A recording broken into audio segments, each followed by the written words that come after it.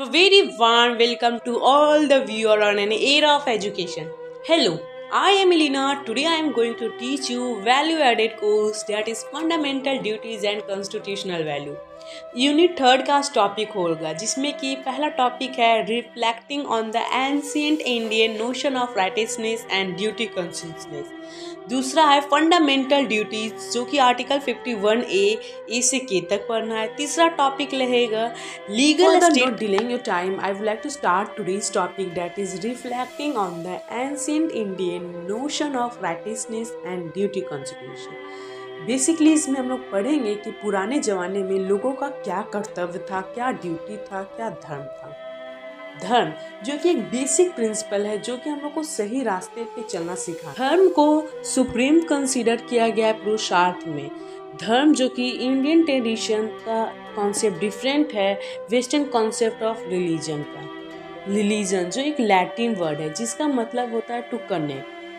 ये basic principle पे काम करता है कि इसका रिलीजन का मतलब होता है कि ह्यूमन बीइंग जो है वो गॉड से कनेक्ट हो गए हैं। Religion is a particular way of worshipping. अगर हम धर्म का बात करें तो ये धर्म जो है वो संस्कृत वर्ड है जिसका मतलब होता है truth, traditional, moral obligation, right, virtuous and accordingly ethical. मतलब कि सही के रास्ते पे चलना चाहिए। एक मोरल ऑब्लिगेशन लोगों का क्या है, वो क्या सही है क्या गलत है उसको लोगों को आइडेंटिफाई करना चाहिए। और अगर कोई आदमी अच्छे काम कर रहे हैं तो उसको सराहना करना चाहिए। लोगों का नैतिक काम क्या है वो उसको भी समझना चाहिए। अब मैं बात करती हूँ धर्म in the sense of duty in ancient India. Like समान धर्म मतलब जनरल रूल क्या था जो कि यूनिवर्स में लागू होता है, मतलब नेचुरली ये अवेलेबल है। जैसे कि हम लोग को सच बोलना चाहिए, नॉन वायलेंस के रास्ते पे चलना चाहिए। और राज्य धर्म मतलब इसमें बताया गया है कि राजा का क्या कर्तव्य है प्रजा के प्रति। स्त्री धर्म इसमें बताया गया है कि वुमेन लोग का क्या एक ड्यूटीज है। दंपत्य धर्म इसमें बताया गया कि हस्बैंड और वाइफ का क्या कर्तव्य दोनों। वर्णा धर्म बेसिकली इसमें बात किया गया वर्णा सिस्टम जिसमें ब्राह्मण, क्षत्रिय, वैश्य, शूद्र जो 4 कास्ट थे पुराने जमाने में उसका क्या ड्यूटीज था। आश्रम धर्म इसमें बताया गया कि स्टेज ऑफ लाइफ जो होता है तो स्टेज ऑफ लाइफ जो बांटा गया था उसमें क्या ड्यूटीज है। आपात धर्म मतलब अगर कभी इमरजेंसी आ गया, कभी क्राइसिस टाइम आ गया तो उस समय लोगों का क्या ड्यूटी रहे।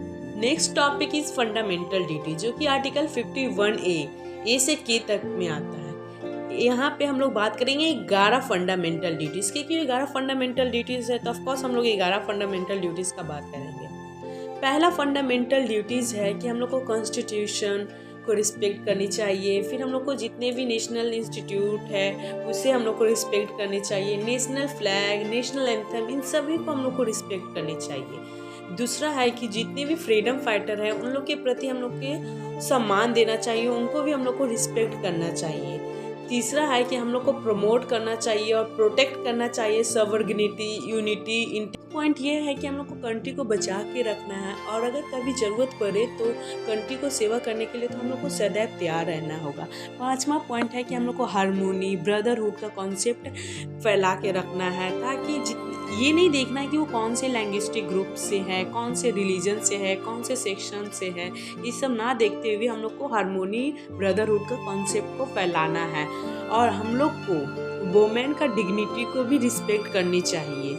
6 पॉइंट है to value and preserve the rich heritage of our composite culture. मतलब हम लोग को कल्चर को प्रमोट करना चाहिए, कल्चर को जितने भी ट्रेडिशनल कल्चर है उसको बचा के रखना चाहिए। 5वां है कि हम लोग को नेचुरल इन्वायरमेंट है जैसे कि forest, lake, river, wild life और बहुत सारे नेचुरल लिविंग क्रिएचर तो उसको भी हम लोग को प्रोटेक्ट करनी चाहिए।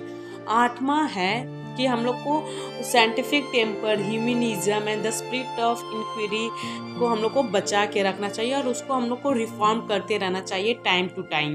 हम लोग को पब्लिक प्रॉपर्टी को भी बचा के रखना है और वायलेंस नहीं क्रिएट कर। पॉइंट है कि हम लोग को इंडिविजुअली और कलेक्टिवली नेशन का डेवलपमेंट में हेल्प करना चाहिए। 11 पॉइंट है कि जितने भी पेरेंट्स हैं, गार्जियन हैं, अपने बच्चे को जो 6 से 14 साल तक बच्चे हैं उनको प्राइमरी और बेसिक एजुकेशन देना चाहिए। उनका हक है जो बच्चे हैं 6 से 14 साल का उनको प्राइमरी एजुकेशन पाने का बिल्कुल Last topic is legal status of fundamental duties, that is judiciary approach.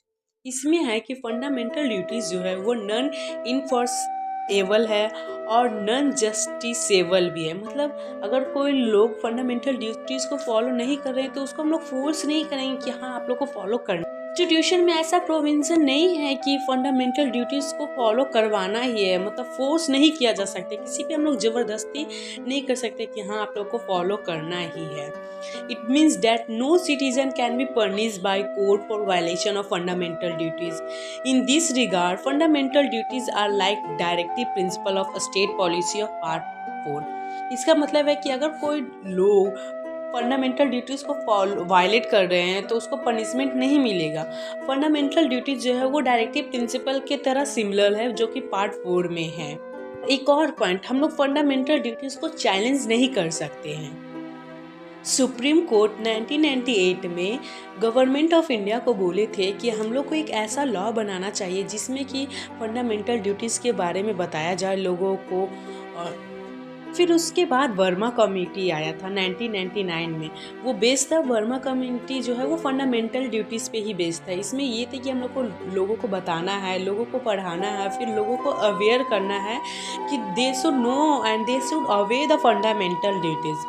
Fundamental duties can strength the foundation of society and nation. सिर्फ फंडामेंटल ड्यूटीज जो बन गया उसका मतलब ये नहीं कि वो सिर्फ ड्यूटी एक पेपर लेवल पे काम हो, उसका प्रैक्टिस भी होना चाहिए, उसका इम्प्लीमेंटेशन प्रॉपर ढंग से होना चाहिए।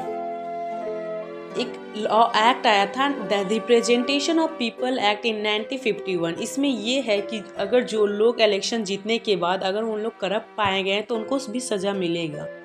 The protection of civil act 1955 में इसमें है कि जो लोग अनटचबिलिटी प्रैक्टिस करते हैं आज के भी सोसाइटी में तो उससे भी पनिशमेंट मिलेगा। द वाइल्ड प्रोटेक्शन एक्ट 1972, मतलब जो नेचर प्लांट है, जो एनिमल है, उन लोग के साथ अगर कोई गलत कर रहा है, इल ट्रीटमेंट कर रहा है तो उन लोग को पनिशमेंट।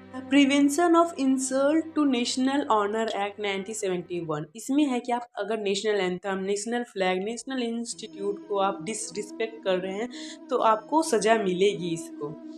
लास्ट है द फॉरेस्ट कंजर्वेशन एक्ट 1980 में। इसमें है कि आप हम लोग को फॉरेस्ट को बचा के रखना है। अगर आप उसको कुछ डिस यूज़ कर रहे हैं या फिर अच्छे तरीके से यूज़ नहीं कर रहे तो आपको सज़ा मिलेगी। That's all, thank you, hope you all enjoy this video.